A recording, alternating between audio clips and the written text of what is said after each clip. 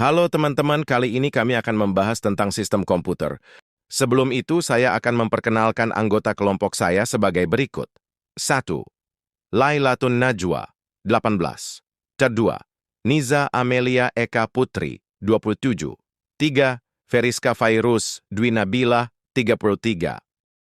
Sistem komputer adalah kesatuan dari hardware, software, dan brainware yang saling bekerja sama agar komputer bisa berfungsi dan menghasilkan informasi yang bermanfaat.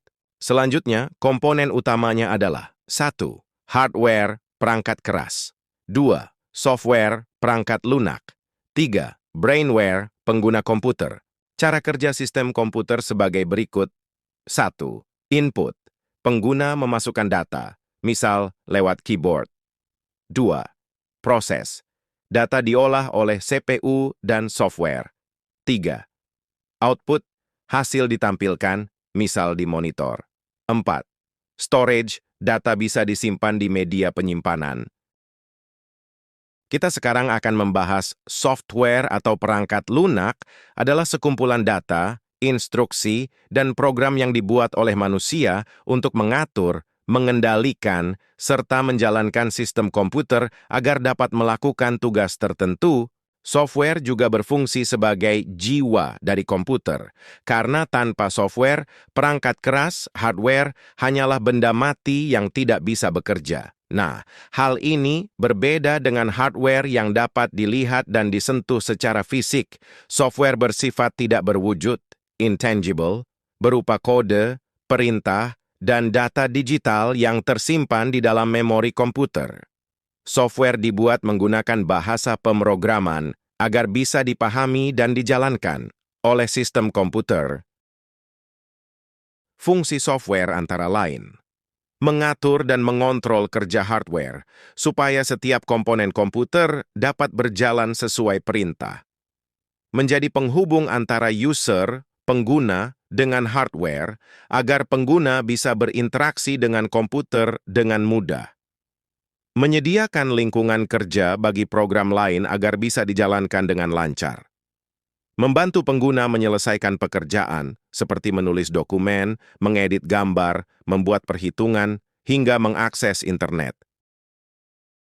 Jenis software ada 3 antara lain. Software system, sistem software, yaitu perangkat lunak yang berfungsi mengatur seluruh aktivitas komputer. Contohnya, Windows, macOS, Linux, Android, Kabir 2. Software aplikasi, application software, digunakan untuk membantu pengguna melakukan tugas tertentu sesuai kebutuhan, contohnya Microsoft Word, Excel, Photoshop, Chrome, Canva. 3. Software pemrograman, programming software, dipakai oleh programmer untuk membuat, menguji, dan mengembangkan software baru. Contohnya, Visual Studio Code, Python, Java, C++. Yang kedua, kita akan membahas tentang hardware. Perangkat keras adalah komponen fisik dari komputer yang dapat dilihat dan disentuh secara langsung. Hardware berfungsi untuk mendukung proses input, proses output, dan penyimpanan data pada sistem komputer.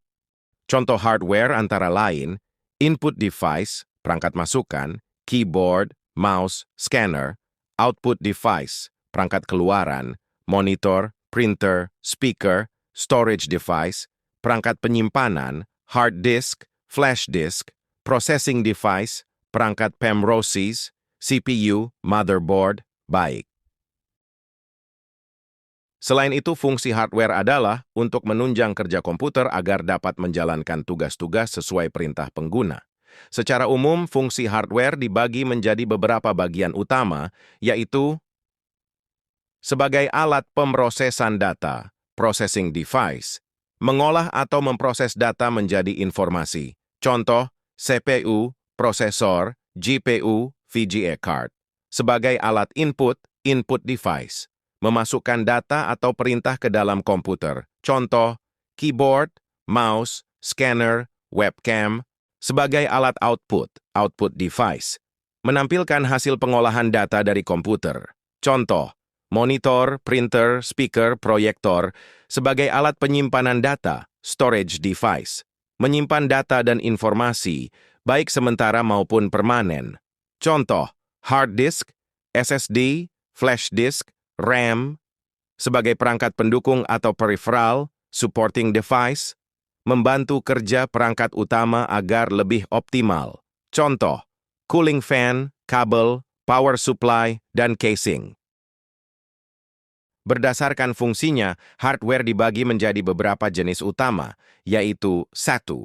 Perangkat masukan input device. Perangkat yang berfungsi untuk memasukkan data atau perintah ke dalam komputer. Contoh, keyboard, mouse, scanner, webcam, microphone, joystick. 2. Perangkat pemroses, processing device. Perangkat yang berfungsi untuk mengolah atau memproses data yang masuk menjadi informasi. Contoh, CPU, Central Processing Unit, ALU, Arithmetic Logic Unit, melakukan operasi aritmatika and logika, CU, Control Unit, mengatur jalannya instruksi, register, tempat penyimpanan data sementara. 3. Perangkat penyimpanan, storage device. Perangkat yang berfungsi untuk menyimpan data dan informasi, baik secara sementara maupun permanen. Contoh, RAM, Random Access Memory. Penyimpanan sementara, ROM, Read-Only Memory. Penyimpanan permanen, hard disk, HDD, SSD, Solid State Drive, flash disk, dan CD-DVD. 4. Perangkat keluaran, output device. Perangkat yang berfungsi untuk menampilkan hasil dari proses pengolahan data. Contoh, monitor, printer, speaker, proyektor, plotter. 5. Perangkat pendukung, peripheral device. Perangkat tambahan yang mendukung kinerja komputer, tetapi tidak wajib ada. Contoh, modem, network card, LAN card, webcam eksternal, UPS, uninterruptible power supply. Dan yang terakhir adalah, brainware adalah unsur manusia dalam sistem komputer yang berfungsi untuk mengoperasikan, mengendalikan, dan memanfaatkan perangkat keras, hardware, serta perangkat lunak, software, agar komputer dapat bekerja sesuai tujuannya. Contoh, programmer, administrator jaringan, operator komputer, dan pengguna, user. Mengoperasikan komputer untuk berbagai keperluan, mengelola dan mengatur sistem agar berjalan lancar, mengembangkan program atau aplikasi sesuai kebutuhan, menjaga keamanan data dan jaringan, mengolah data menjadi informasi yang bermanfaat. Contoh, terlihat dari kegiatan manusia dalam mengoperasikan, mengelola, mengembangkan, melindungi, dan memanfaatkan komputer dalam kehidupan sehari-hari. 1. Programmer membuat dan mengembangkan program atau aplikasi komputer. Contoh, pembuat aplikasi, game, atau website. 2. Sistem analis menganalisis dan merancang sistem agar berjalan efisien. Contoh, perancang sistem informasi di sekolah atau perusahaan. 3. Administrator jaringan. Mengelola dan menjaga jaringan komputer agar tetap berfungsi. Contoh, petugas IT yang mengatur koneksi internet kantor. 4. Operator komputer. Menjalankan program atau memasukkan data ke komputer. Contoh, petugas input data atau operator pencetak laporan. 5. User, pengguna, menggunakan komputer untuk kebutuhan sehari-hari. Contoh, siswa, guru, atau karyawan yang memakai komputer untuk bekerja atau belajar. Kesimpulan materi.